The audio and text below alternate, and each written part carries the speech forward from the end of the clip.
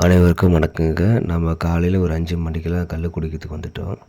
நம்ம பானையில் வந்து ஒவ்வொரு சொம்பாக வந்து ஊற்றிட்டுருக்கோம். கிட்டத்தட்ட அந்த பானையில் ஒரு 15 சொம்பு கல் நாங்கள் ஊற்றிக்கணும். இது பார்த்திங்கன்னா ஆண் மரத்து கல்லுங்க. அதாவது ஆண் மரத்து கல், பெண் மரத்து கல்லுன்னு 2 கல் இருக்குது.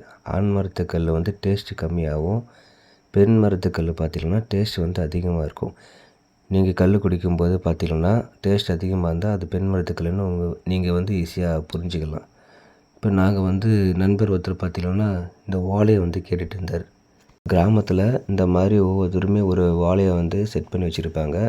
இந்த ஓலையில் தான் வந்து கல் ஊற்றி குடிப்பாங்க.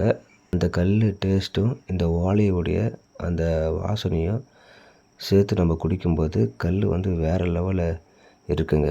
நாங்கள் கல்லுக்கு என்ன சைடிஷ் வச்சுருக்கோம் பார்த்திங்கன்னா, எங்கள் வயலில் விளைஞ்ச வெங்காயம், நார்த்தங்காய் ஊறுகாய், பூண்டு எதுக்குன்னு பார்த்திங்கன்னா சுட்டு சாப்பிடுவோங்க. பூண்டு சுட்டு சாப்பிட்டு நம்ம அந்த கல் குடிக்கும்போது வேறு லெவலில் இருக்கும். நம்ம கல் எப்போவுமே ஆந்திராவுக்கு தான் போய் குடிச்சே ஆகணும். யாருக்கெல்லாம் வந்து கல் ரொம்ப பிடிக்குமோ மறக்காமல் என்னோடய சேனல் வந்து லைக் பண்ணுங்கள், ஷேர் பண்ணுங்கள், சப்ஸ்கிரைப் பண்ணுங்கள்.